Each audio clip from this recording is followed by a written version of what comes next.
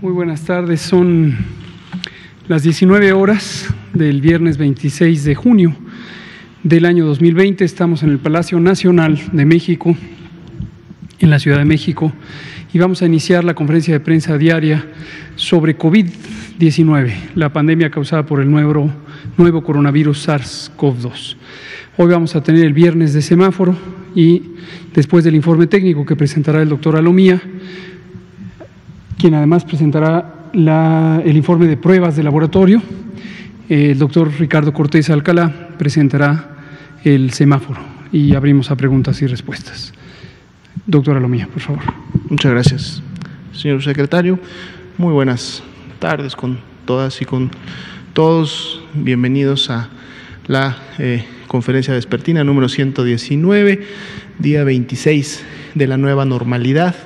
Vamos a ver en la siguiente diapositiva, el día de hoy, vamos directamente al panorama epidemiológico, tanto internacional y nacional, porque, como ya lo comentó el doctor López-Gatell, se presentará el semáforo de la próxima semana y junto con él las acciones que corresponden a cada uno de los niveles de riesgo en los siguientes componentes de la presentación.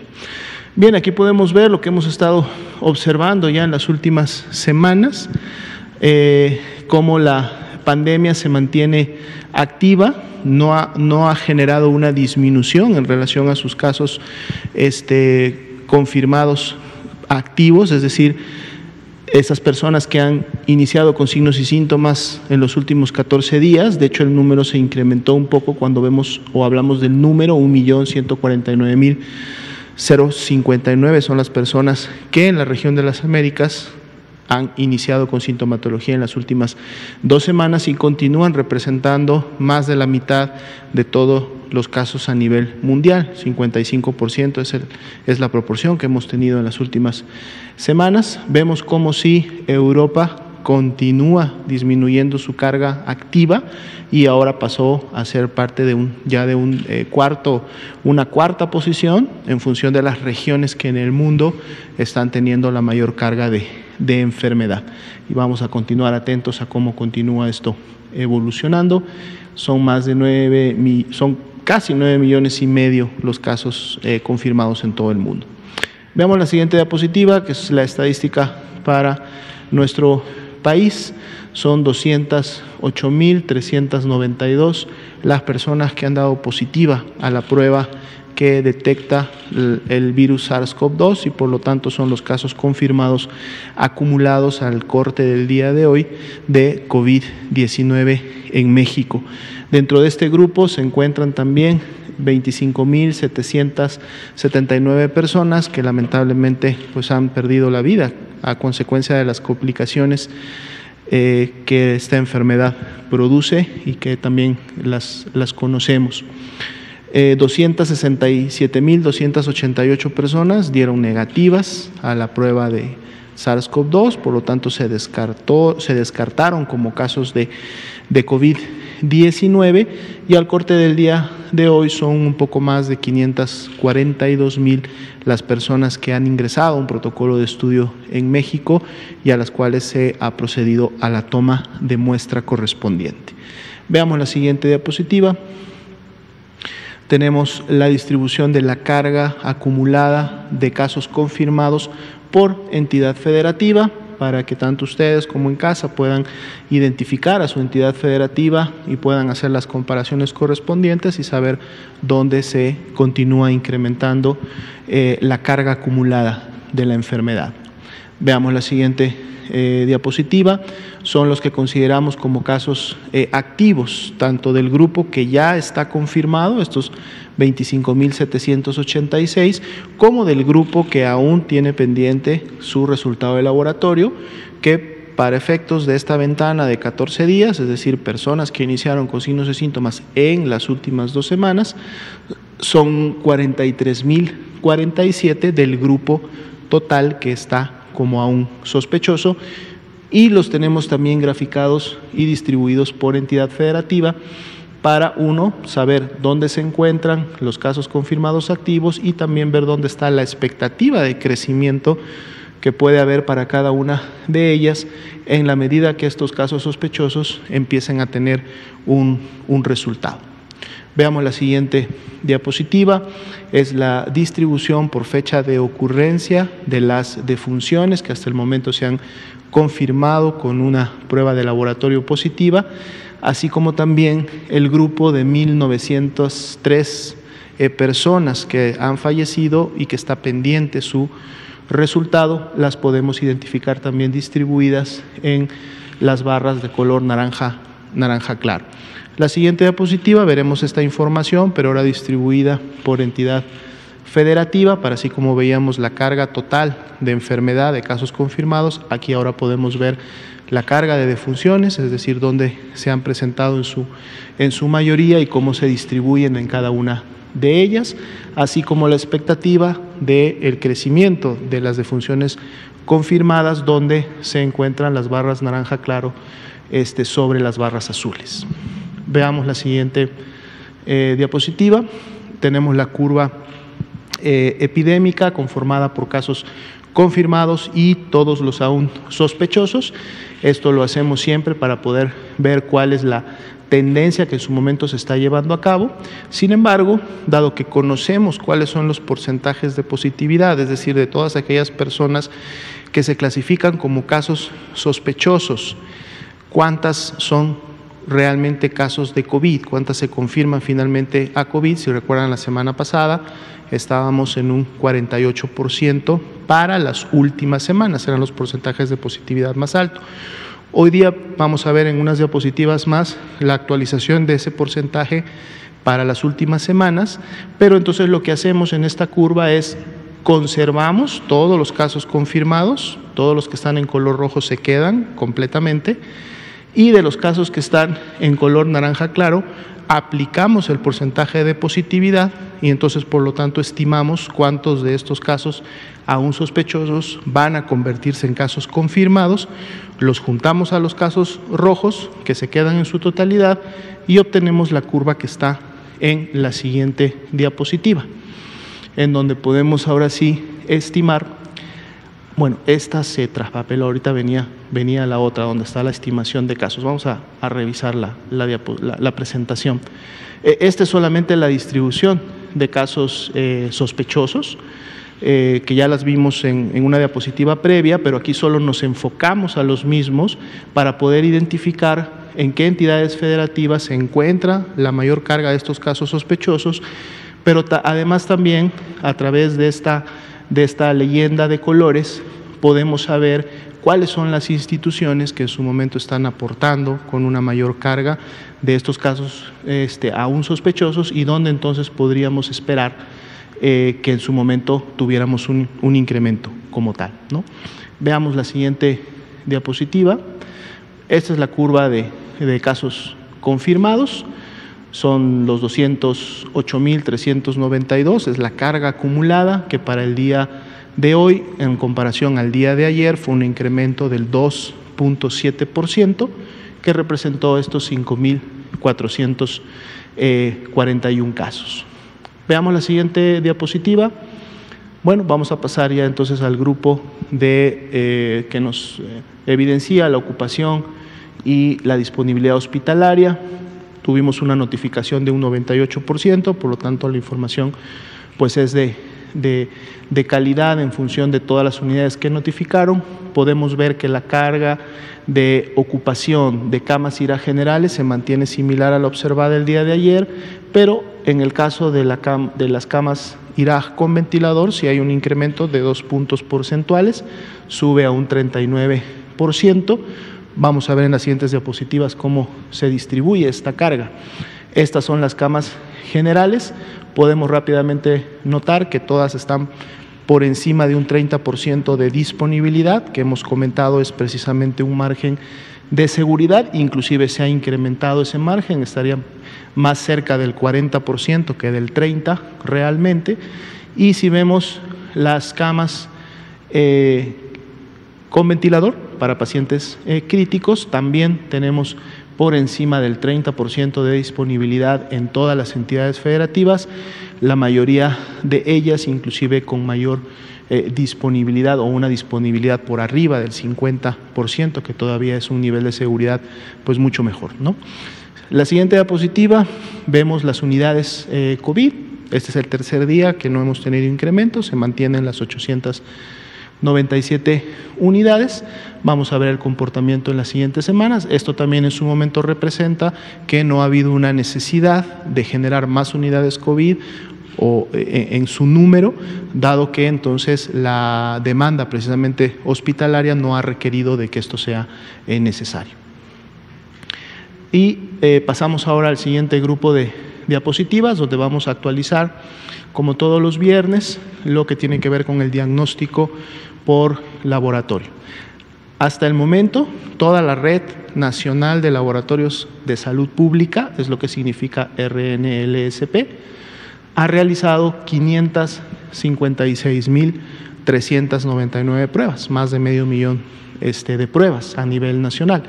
La Red Nacional de Laboratorios de Salud Pública está conformada por los 31 laboratorios estatales, hay uno para cada una de estas entidades federativas. En la Ciudad de México participan varios, porque son los laboratorios de apoyo a la vigilancia epidemiológica o LAVES. Estos están en los principales hospitales de concentración, de referencia, y la Ciudad de México tiene un laboratorio metropolitano que en estos momentos y desde que inició la epidemia en México tiene la capacidad también de procesar muestras de pacientes sospechosos de COVID. Entonces, toda esta red en su momento es la cantidad de pruebas que hasta el momento ha procesado y bueno, podemos ver que precisamente la cantidad de estas pruebas sigue la misma tendencia que en su momento vemos en los casos sospechosos, porque precisamente están aunados directamente a los casos sospechosos. En México se toma una muestra para confirmación en base a cómo el lineamiento lo define a los casos sospechosos, es decir, aquellas personas que presentan signos, síntomas de enfermedad, demandan atención médica en algunas de las instituciones y entonces tienen disponible la posibilidad de hacerse una prueba. Igualmente, en este momento o al corte del día de hoy, todavía tenemos también distribuidas en toda la Red Nacional de Laboratorios de Salud Pública 215.450 pruebas que están ahí listas para poder seguirse utilizando en todos los casos sospechosos que continúen saliendo de aquí en adelante. También se está monitoreando constantemente estos números con la red. Los laboratorios de la red, en el momento en que llegan a un porcentaje de uso de esas pruebas, solicitan más pruebas y el INDRE se las envía para que siempre tengan una dotación lista para poder procesarlas. Veamos la siguiente diapositiva. Vamos a actualizar aquí precisamente los porcentajes de positividad por semana epidemiológica. Veamos que el incremento del porcentaje de positividad ha sido mínimo. Las semanas que tuvieron un incremento fue solo del 1%.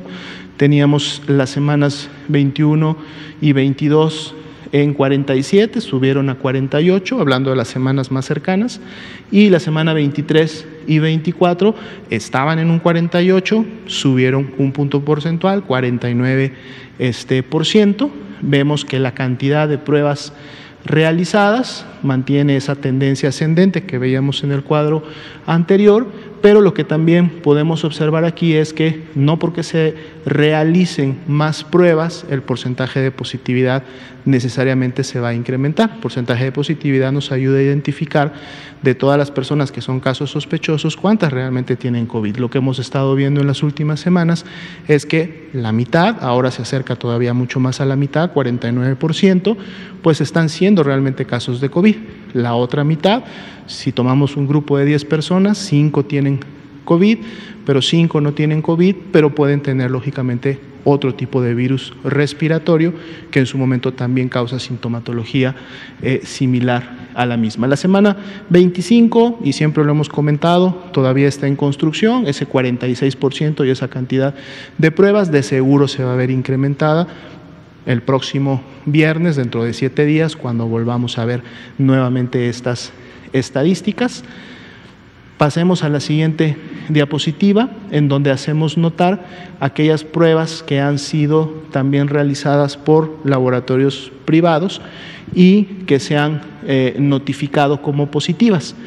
Son 70.521 pruebas que los laboratorios privados han realizado y que han notificado como positivas, y también tenemos el porcentaje de positividad que se ha encontrado, que en este caso es del 31%. Como podemos ver, es menor que el porcentaje de positividad obtenido en la Red Nacional de Laboratorios. Y agregamos una siguiente diapositiva, ahora que estamos teniendo ya la información que nos pasan a través del sistema de información, estos laboratorios privados. Si recuerdan, comentamos hace 2 semanas, 3 semanas ya, que íbamos a implementar un sistema de información para que los laboratorios nos pudieran reportar no solamente sus resultados, sino nos pudieran notificar estos laboratorios privados el nombre del paciente o de la persona a la que están haciendo la prueba, si esta persona era sintomática o asintomática, para poder identificar si era un caso o si un resultado positivo representaba una fase de portador solamente, y también saber si estas personas habían demandado la prueba, digamos, por voluntad propia, es decir, por propia iniciativa, o si habían llegado referidas o con una orden de un médico, es decir, parte de un proceso de atención médica. De los datos que hasta el momento conocemos, porque vean que tenemos una barra grande que dice se desconoce, estas son las pruebas que precisamente ya habían ingresado antes de que se instalara el sistema que preguntaba estas variables, por lo tanto la información no la tenemos, pero de la información que sí tenemos, vean que hasta el momento la mayoría han sido personas asintomáticas, es decir, son personas que llegaron a solicitar la prueba, ¿sí?, pero no presentaban signos y síntomas de la enfermedad. De seguro solamente querían saber si habían sido contagiadas, porque a lo mejor eran contactos de un caso que había sido confirmado, o tenían la duda, o solamente pues querían saber si tenían el virus en sus vías respiratorias, y fue menor el grupo o la cantidad de personas que fueron sí presentaban algún síntoma de infección respiratoria aguda al momento de solicitar la prueba. Y vean qué interesante el comportamiento, que es lo que vemos en lo general. Cuando una persona es asintomática, el porcentaje de positividad es mucho menor, 18%. Cuando las personas son sintomáticas, es decir, expresan signos y síntomas de enfermedad, llegó hasta un 61%. Y de seguro esto se repite en todo este otro grupo que dice se desconoce. Otro dato que no está aquí, vamos a integrarlo en diapositivas posteriores, pero ya lo conocemos, es que también la mayor parte de las personas, de las que hasta el momento conocemos su información, fueron a demandar la prueba por voluntad propia, por iniciativa propia, es decir, querían saber si tenían o no la presencia del virus, y una menor proporción solamente fueron las que se hicieron la prueba por orden médica, ¿no? Entonces, eso es lo que vemos un poco la diferencia de lo que sucede en el ambiente privado versus lo que observamos en el ambiente institucional, y eso también genera cambios importantes en los porcentajes de positividad, es decir, lo que se encuentra y lo que no se encuentra. Sería la actualización para el día de hoy. Gracias, doctora Lumía. Le pido al doctor Ricardo Cortés si nos presenta el semáforo para la siguiente semana. Muchas gracias, doctor. Solamente muy buenas tardes a todas aquí en Palacio Nacional y en casa. Vamos a recordar rápidamente que de los indicadores que generan el color del semáforo, el color final del semáforo, el 50% de la calificación es la ocupación hospitalaria. Esto es porque es la forma en que cada estado puede responder a las necesidades de demanda de atención médica, 20% para cada una de las tendencias, que son tendencia ascendente, estable o descendente, la tendencia de síndrome COVID, que son casos sospechosos y confirmados, y la tendencia de personas que han requerido requerido hospitalización, y al final el 10% de la calificación está dada por la positividad al SARS-CoV-2. La siguiente, por favor. Recordando que el principio de máxima precaución nos da un mayor rango para el semáforo rojo, posteriormente de 1.5 puntos, posteriormente el alto, el nivel naranja, el nivel amarillo es un poco más acotado y el nivel verde es, como dice el doctor López-Gatell, sí y solo sí, todos los indicadores están en verde. La siguiente, por favor. Aquí está el mosaico de resultados de cada uno de los indicadores por cada estado de la República. La última columna representa el color final que va a tener cada estado. La penúltima columna es el puntaje después de la estimación de 50, 20, 20 y 10% de cada uno de los indicadores. Y finalmente, la siguiente, por favor, el mapa queda así. Tenemos 18 estados en naranja, 14 estados aún en rojo. Esta es la distribución y se agregan, si mal no recuerdo, el estado de Aguascalientes y la Ciudad de México a los estados que están ahora en nivel naranja. La siguiente, por favor. ¿Qué hacer dependiendo del nivel de riesgo epidémico de cada uno de nuestros estados? Ya lo hemos presentado en diversas ocasiones. Hay que recordar que cómo va transitando a un nivel menor de riesgo epidémico se puede incrementar dependiendo de la importancia y de la cantidad de gente que las actividades van sumando a la vida pública. Es el incremento que se puede dar de cada actividad. Ocupación hotelera, 25% de ocupación en rojo, 50% en naranja. Restaurantes solo para llevar servicio a domicilio, servicio a habitación en rojo, 50% de aforo en el restaurante en el nivel naranja. Lo mismo servicio a domicilio en situación de peluquerías, barberías estéticas y 50% solo con cita y protocolos específicos de seguridad sanitaria para los proveedores del servicio y sus clientes. Para parques públicos, 25% en rojo sin áreas infantiles. Por favor, a la sociedad les solicitamos que también hagan vigilancia, que nos ayuden a que esto se cumpla, y si ven algún parque con áreas infantiles abiertas, soliciten que se cierre para mitigar el riesgo a la población. En naranja se abren al 50% y también, por favor, a la población también, si está yendo a un parque y lo ve también lleno, mejor espere y visítelo en otro momento. Las visitas a mercados y supermercados, en rojo 50% de aforo con una persona por familia, 75% de aforo y una persona por familia en el naranja. Y por favor, hay que recordar a todas y todos, y también a los dueños de las cadenas de supermercados y a los locatarios de mercados, que si ven a una persona, mamá o papá, que va y visita su supermercado o su mercado con alguno de sus hijos, dado que por ser familias monoparentales o porque su hija o hijo vive con alguna discapacidad y no se puede quedar sola en casa, por favor, permítales la entrada. Estas son también reglas que deben de tener cierta flexibilidad para siempre respetar los derechos humanos de todas las personas en este país. Finalmente, de esta diapositiva, deportes profesionales a puerta cerrada en ambos niveles de semáforo. Por último, gimnasios están cerrados en nivel rojo y al 50% de aforo en nivel naranja. Cines, teatros y eventos culturales de menos de 500 localidades cerrados en rojo, 25% en naranja. Centros comerciales cerrados en rojo, 25% en naranja.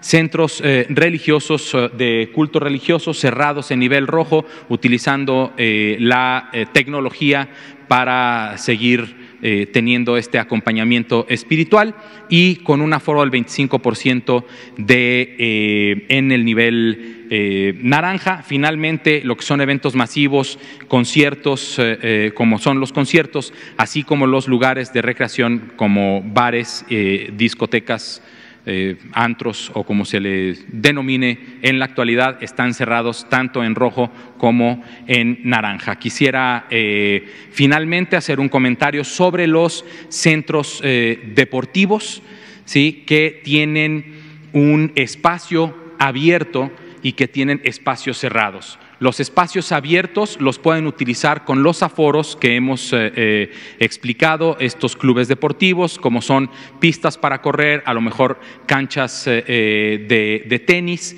pueden ser utilizados con un aforo reducido y con medidas específicas de higiene. Y los lugares cerrados de estos centros deportivos, como son gimnasios, peluquerías o restaurantes, deben de acotarse al aforo que está puesto de acuerdo al nivel cerrado en rojo y con un aforo reducido al 50% dependiendo del lugar del que se trate, si es gimnasio, es peluquería, es estética o es algún restaurante, con el aforo que está permitido en el nivel naranja. Muchas gracias. Muchas gracias, doctor Ricardo Cortés. Antes de pasar a preguntas y respuestas, y como hoy es viernes de semáforo, quisiéramos comentar algunos ejemplos concretos para ilustrar cómo está funcionando el semáforo ya en las realidades locales. Reiteramos que ha sido muy satisfactoria la relación con todos los gobernadores, la gobernadora de Sonora, la jefa de gobierno también, y encontramos siempre una retroalimentación muy positiva. A lo largo de la semana, como ha ocurrido en semanas anteriores, ha habido un diálogo concreto, en algunos casos faltaba algún dato de ser considerado en los sistemas electrónicos, se resuelve y enseguida se documenta que existe mayor o menor disponibilidad de camas, y eso ha sido uno de los elementos que ha hecho variar sobre la propuesta inicialmente transmitida en la semana. Un ejemplo es Aguascalientes. Tuvimos una conversación con el gobernador de Aguascalientes y encontramos que había un faltante de un dato, se resolvió y Aguascalientes pasó al semáforo naranja, como ya se mencionaba, dado que tiene una buena disponibilidad de camas. Agradecimiento al gobernador Martín Orozco por su atención a esta situación. Otros ejemplos, también conversamos con el gobernador Alfredo del Mazo ante un panorama donde la Ciudad de México pasará a partir del próximo lunes a semáforo naranja, pero el Estado de México todavía no está en semáforo naranja. Está en semáforo rojo, a partir del lunes continúa en semáforo rojo. Entonces eso podría presentar una situación de contradicción, dado que el Valle de México es una zona conurbada en la que participan municipios del Estado de México y las alcaldías de la Ciudad de México. Pero no hay ninguna preocupación en el sentido de que para el gobernador Alfredo del Mazo, que también siempre ha estado muy atento de la situación, ya va a ser considerado un periodo de transición y él ya aprovechará la próxima semana que persiste en semáforo rojo para empezar a identificar todos los procesos de adaptación que se tienen que hacer en comercios, en servicios, en trabajos, en lugares públicos, etcétera, etcétera, como en su momento lo hizo la doctora Claudia Sheinbaum cuando anticipó la próxima llegada del semáforo naranja. Igualmente con el gobernador Héctor Astudillo tuvimos una conversación sobre la dinámica en Acapulco. Acapulco ha logrado escalar rápidamente su capacidad hospitalaria. Esto ya le lleva a una situación donde tiene mejores condiciones para la atención de las personas. Y a pesar de que persiste todavía para la semana siguiente con el semáforo rojo, la tendencia es muy positiva porque ya empiezan también a reducirse los índices de ocurrencia de casos. El gobernador Astudillo también empieza a aprovechar esa situación para hacer preparativos y para empezar a descomprimir o desconfinar algunos espacios de uso público muy relevantes como las propias playas, siempre con un esquema de orden que ha sido muy cuidadosamente analizado y desarrollado por el Estado. Mi agradecimiento también al gobernador Héctor Astudillo y a su secretario de Salud, el doctor Carlos de la Peña Pintos. Y un último ejemplo, bueno, hay dos más que también son ilustrativos. El estado de Hidalgo, también el gobernador Omar Fayad ha estado muy atento a la situación con cambios muy relevantes que han llevado a disminuir movilidad en el espacio público cuando así se ha requerido, y ahorita ya se aproxima a cambios en el esquema de apertura. Como comentábamos la semana pasada, en viernes precisamente, hay espacios públicos que son de interés en la vida social, en particular, por ejemplo, los balnearios comunitarios. Los balnearios comunitarios representan una parte muy importante de la economía local, de la economía social en el estado de Hidalgo, y analizamos con cuidado una propuesta técnica muy bien estructurada por parte del gobierno de Hidalgo, también con su secretario de Salud, el doctor Alejandro Benítez, que identificaron que con un aforo limitado estos balnearios podrían entrar en operaciones sin que representara un riesgo importante, porque la movilidad de las personas que concurren es básicamente local.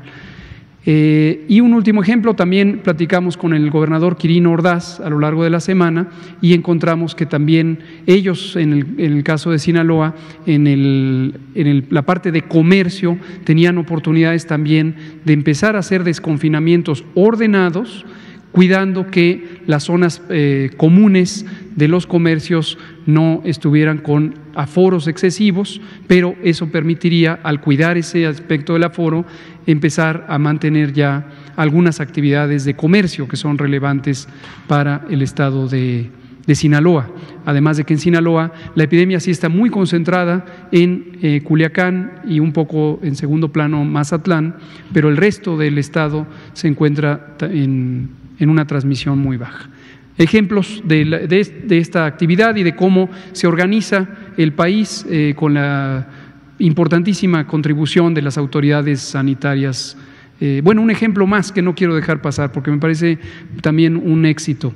El gobernador Silvano Aureoles, Michoacán ya está en naranja, y esto ya permite la apertura de los sitios de culto, y el gobernador, también con una excelente secretaria de Salud, la doctora Diana Carpio, organizaron muy bien para que las misas en las iglesias grandes en Morelia, pero en otras partes del estado, pudieran hacerse de una manera muy organizada, con un aforo bien cuidado del 50%, que permite una perfecta sana distancia entre las personas que concurren y con un esquema de organización en el punto de entrada.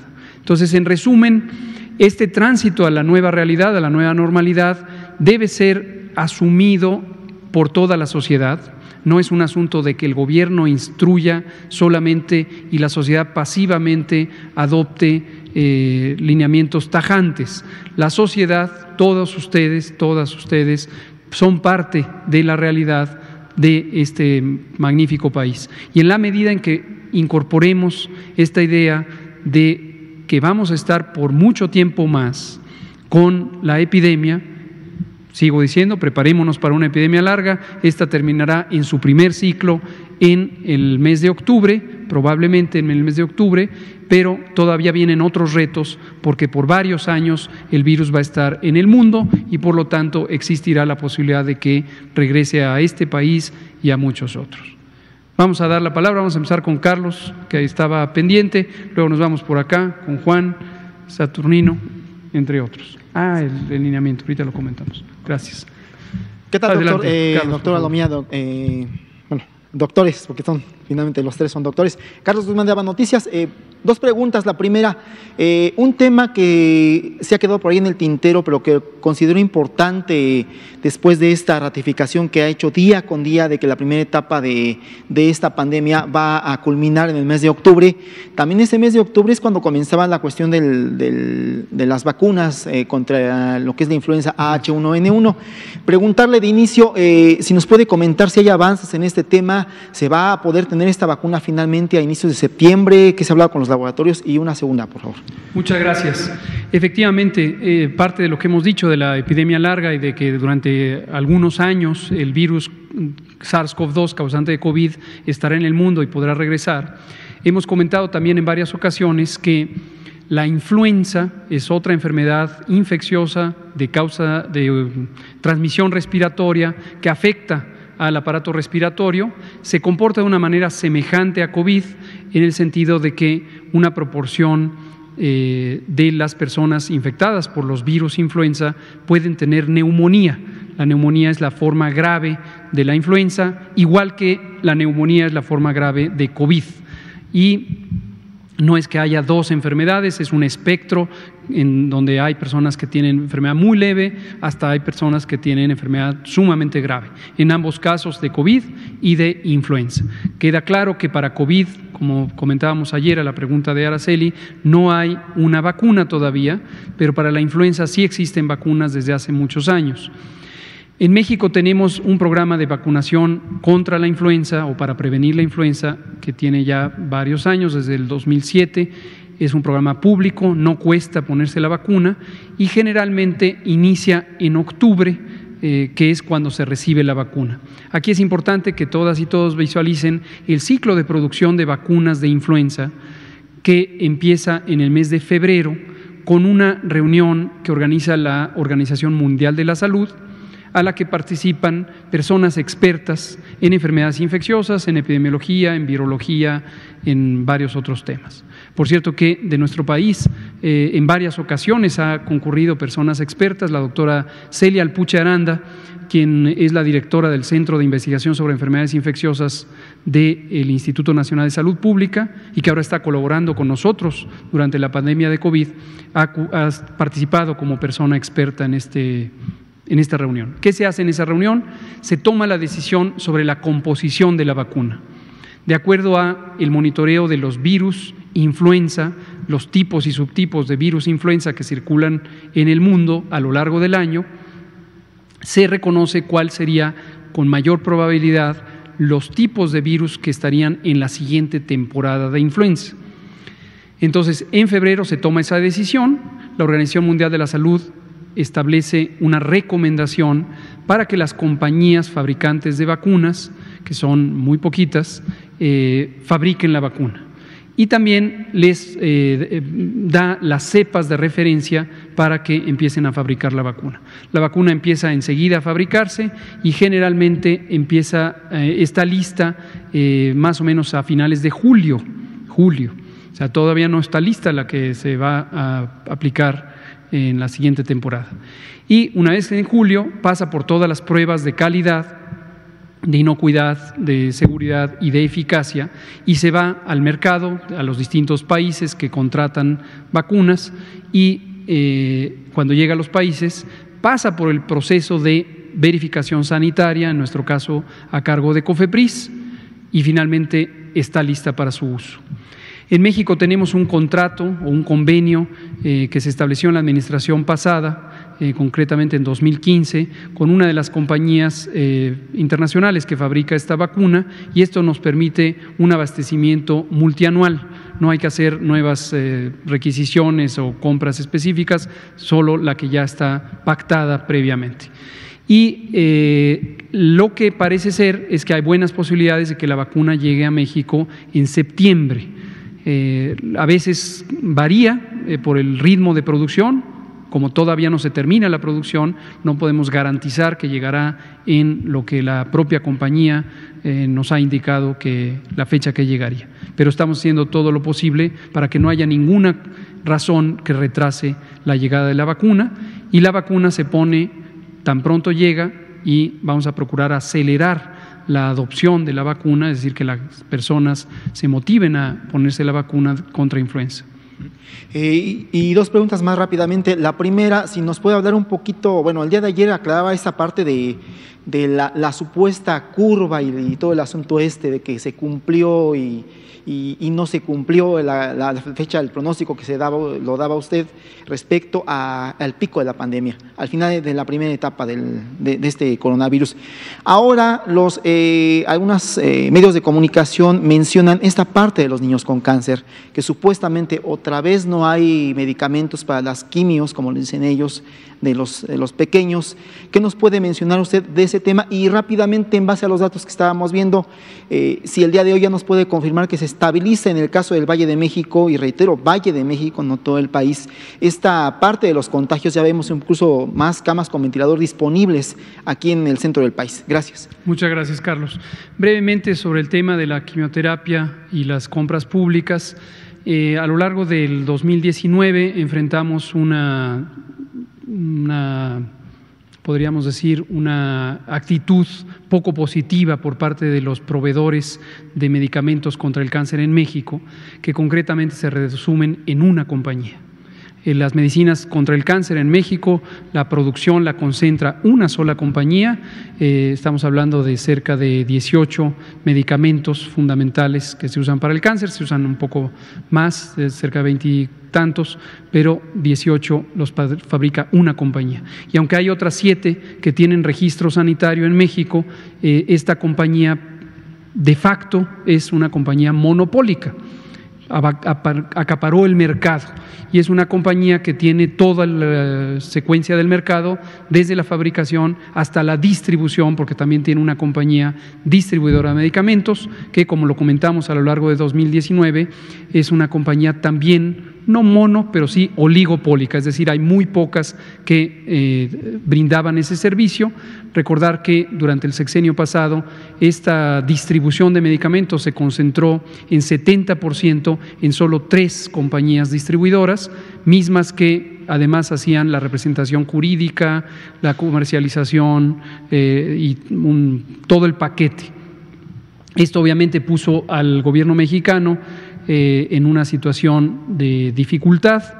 Desde nuestro punto de vista es inadecuado que haya esa concentración de mercado, porque precisamente expone a que una compañía pueda ejercer una actitud que le llamamos en su momento, y lo reiteramos, es un chantaje. Simplemente dice no entrego y no entrega, incluso con contratos pactados en el caso de algunos hospitales, como el Hospital Infantil de México, cosa que en su momento explicamos. A lo largo de este año y finales del 2019, hemos estado acudiendo a otros mercados internacionales directamente y se hicieron compras en varios países, en particular en Argentina, pero enfrentamos otro problema, que era en el mercado mundial.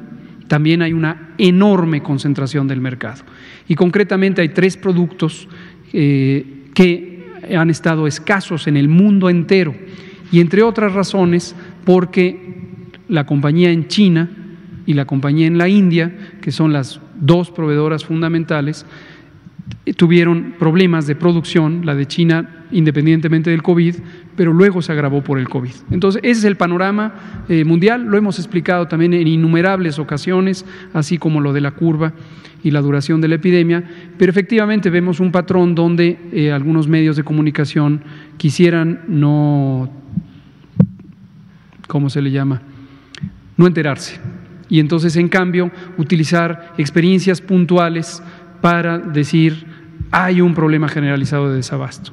Lamentamos que en algunas circunstancias efectivamente este ha sido un proceso que ha sido lento, y a veces en el nivel local, lo hemos dicho una y otra vez, existen malas prácticas que vienen de la cultura institucional de otros tiempos y se retardan las entregas de los medicamentos, y pedimos que quien quiera que conozca una situación como esta la denuncie. Los canales están dispuestos, los hemos comentado varias veces. Muchas gracias. Bueno, sobre la estabilización de la curva, ahí parece que a algunas personas les causaba inquietud el no entender a qué nos referimos con estabilización. Estabilización básicamente es un término genérico que quiere decir, en vez de ir creciendo, empieza a llegar a un punto de estabilidad en la medida en que los casos de hoy pueden ser semejantes a los de ayer, y no como ocurre cuando va aumentando la epidemia, los casos de hoy son mayores a los de ayer. Cuando baje la epidemia, los casos de hoy son menores a los de ayer. Entonces, estabilización, no se angustien mucho por el término, quizá hay mejores términos, pero quiere decir que los casos de hoy son semejantes a los de ayer, es decir, la curva epidémica, subir de los casos, la frecuencia de los casos, empieza a ser plana. Hoy la doctora Sheinbaum, el gobierno de la Ciudad de México, presentó unas gráficas muy ilustrativas sobre la ocupación hospitalaria, sobre la ocurrencia de casos, donde se ve señales muy alentadoras, por eso pasó a naranja, entre otros criterios, porque no solamente está en estabilidad, sino incluso ya se ve para la ocupación hospitalaria una tendencia de descenso, es decir, la cantidad de personas que están entrando al hospital por COVID o por síndrome COVID son menores que la cantidad de personas que salen del hospital. No es porque haya aumentado la mortalidad, afortunadamente, sino porque se están yendo de alta a sus casas más personas de las que entran. Y eso es un signo muy alentador de que estamos justamente próximos a empezar un descenso. Habíamos dicho Juan Hernández, Saturnino Reyes. Y usted. Gracias. Buenas noches. Juan Hernández del periódico Basta y del Grupo Cantón. Dos preguntas. Bueno, quedaron dos temas en el tintero a día de ayer. El primero es referente a estos funcionarios que estuvieron en relación con el secretario de Hacienda, pero también parece que, bueno, no se ha mencionado al titular de la SEDATU, Román Meyer, que también estuvo en esa conferencia de prensa, si también él estuvo en cuarentena. Y bueno, ayer quedó, a final de la conferencia de prensa, quedó una idea que se reprodujo en muchos medios, que fue de que las pruebas, bueno, en este caso los exámenes eran para la gente privilegiada, ¿no? Bueno, más o menos. Entonces, conocer esta parte de que no se mencionó fuera de cámaras y que, bueno, de alguna manera creo que el público de México tiene derecho a saberlo. Muchas gracias por preguntarlo. Sobre el número de contactos del secretario Arturo Herrera, el estudio de contactos empezó desde ayer, tenemos ya una lista preliminar de más de 60 personas, es una descripción muy amplia que él amablemente hizo con la entrevista médico-epidemiológica, y ahora estamos, desde que tenemos la lista, en horas de este día, desde la mañana, estamos ya entrevistando a cada una de estas personas para ver si cumplen o no los criterios de contacto. Lo que me lleva a la segunda pregunta.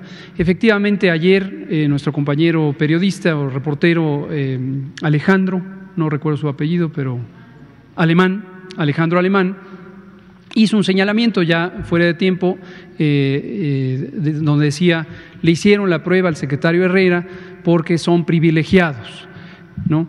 Lástima que no está hoy Alejandro, porque lo ideal es hablar enfrente de una persona que está presente, pero bueno, él sabe que esto se está diciendo y tendrá derecho de réplica cuando venga. Pero básicamente lo que le aclarábamos a Alejandro, y lo aclaro para cualquier persona que pudiera entrar en confusión al respecto, es aquí no existe ninguna clase de criterios de privilegio. No funciona así este gobierno. Estamos convencidos de que la cultura del privilegio, donde hay recomendados, donde hay facilitadores, donde hay el que vale más y el que vale menos, es una aberración de la práctica del servicio público y en general de la vida social. Lo que es útil desde el punto de vista técnico para identificar por qué el secretario Herrera se le hace la prueba, igual que se le hizo aquí a varios colegas reporteras y reporteros. Por cierto, ¿les cobraron por las pruebas que le hicieron? ¿A quién se las hicieron? No, a nadie le cobraron. ¿Quién se las hizo? ¿Quién pagó la prueba? El Estado mexicano.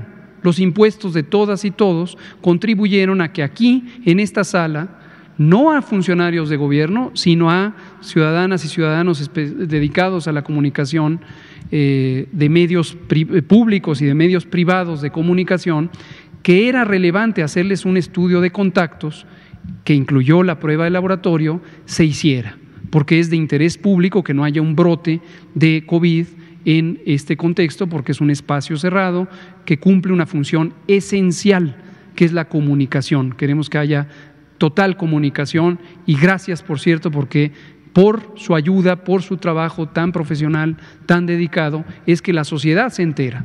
Entonces, es estratégico para nosotros que ustedes no tengan un problema de salud en ese sentido.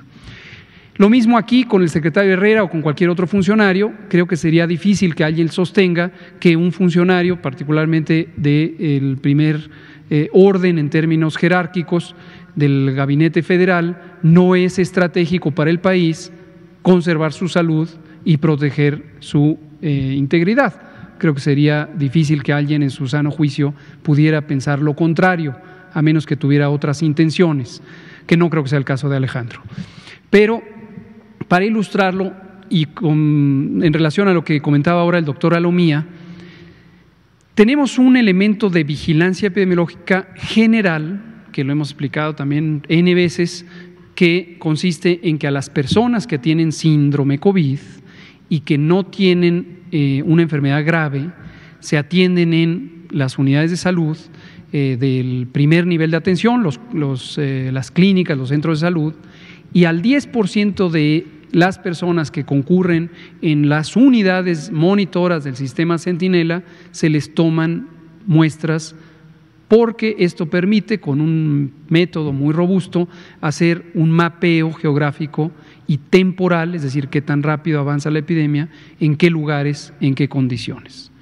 También a las personas que tienen COVID suficientemente grave para requerir hospitalizarse, al 100%, todas y todos, se les deben hacer pruebas, porque ahí está la vigilancia del COVID grave, de la IRAG, infección respiratoria aguda grave.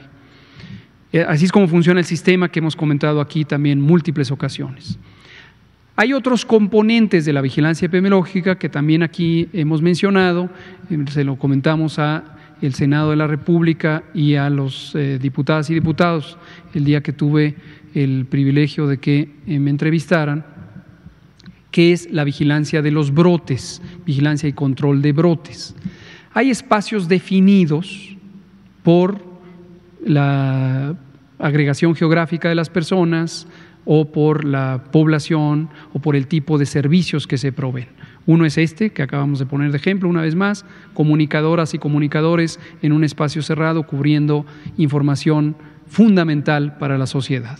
Otro ejemplo son los mercados públicos, la central de abastos, hemos hablado de ella como un ejemplo emblemático, un mercado de más de 100,000 proveedores de servicios, 100,000, es el más grande de América Latina, que tiene una comunidad cerrada, y ese brote, por lo tanto, requiere ser estudiado y también se hacen los estudios de contacto y donde, de acuerdo a los criterios médico-epidemiológicos, es procedente, se hace la prueba.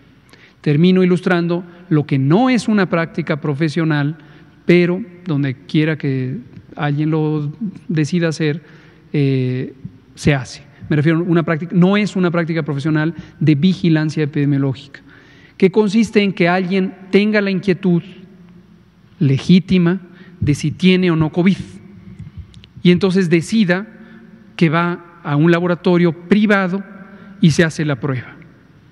Son libres de hacerlo, no lo criticamos, nos parece legítimo que las personas tengan la inquietud. Como se muestra en los datos que presentamos los viernes, la probabilidad de que salgan positivas personas asintomáticas que solamente por el deseo de saber si tienen o no COVID se hacen la prueba, aun cuando no tengan síntomas, es considerablemente menor que la probabilidad de que salga la prueba positiva en personas a quienes se les ha hecho un estudio clínico epidemiológico y se identifica que tienen o síntomas o la asociación con una persona que tiene COVID.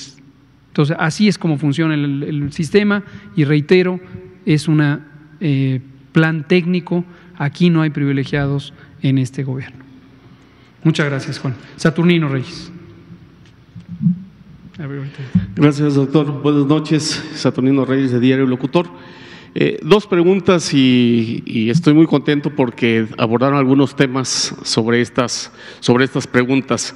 En estos días de ausencia, de que no he estado en las conferencias, nos dimos a la tarea de visitar, hacer un trabajo de campo, tanto en mercados públicos como en tiendas de autoservicio.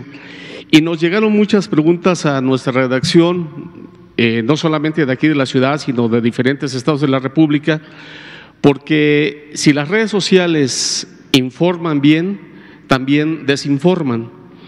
Y tienen duda en cuanto al termómetro de pistolita, que dicen que por qué lo ponen en la cabeza para tomar la temperatura y no en otra parte del cuerpo.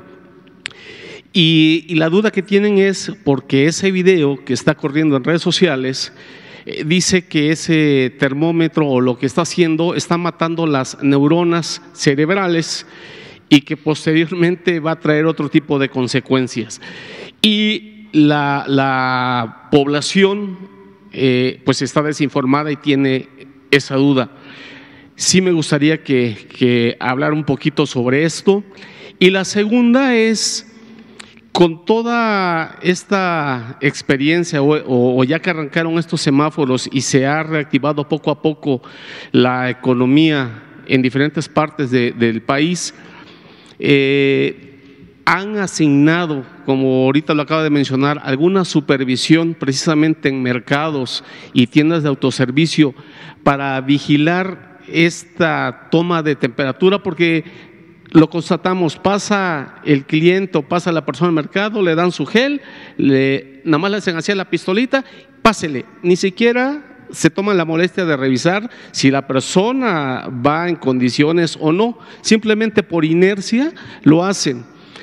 Y quisiera saber si la transformación que está hablando el presidente, esta cuarta transformación, ¿cómo se está transformando el sector salud? Hoy nos está dejando una gran experiencia esta pandemia.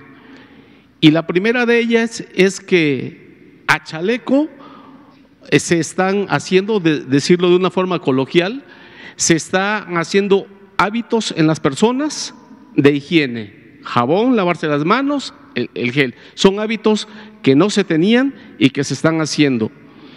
Pero, ¿qué capacitación se le va a dar desde el personal de seguridad que es ajeno a una institución de salud, que son contratados externos, y que ellos cumplen con su función desde el trato que se le da al paciente o al familiar del paciente que llega a una institución de salud?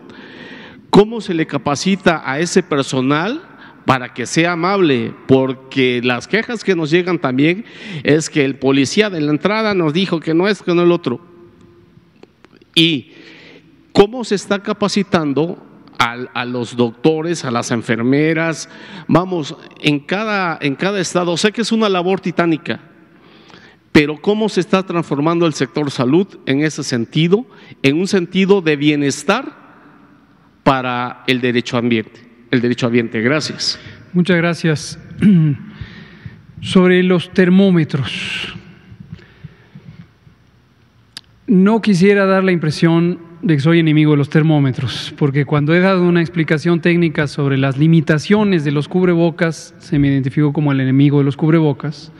Cuando he dado en innumerables ocasiones una explicación técnica sobre la limitación de las pruebas rápidas, se me ha identificado como el enemigo de las pruebas.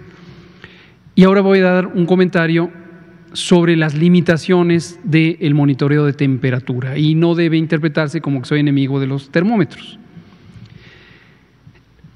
Primero, sobre esta preocupante idea de que los termómetros que se ponen sobre la cabeza, se proyectan sobre la cabeza, pudieran matar neuronas, contundentemente puedo decir que no es el caso. Este tipo de termometría ha sido estudiada por mucho tiempo, no solamente en México, sino en el mundo. Digamos, en México COFEPRIS hace las verificaciones sanitarias correspondientes y no hay evidencia alguna que sugiera que dañan a las neuronas.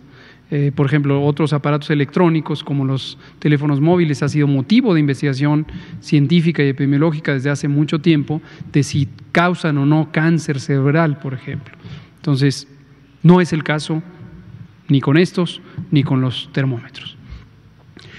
¿Cómo funcionan los termómetros? Es una evaluación a través de luz.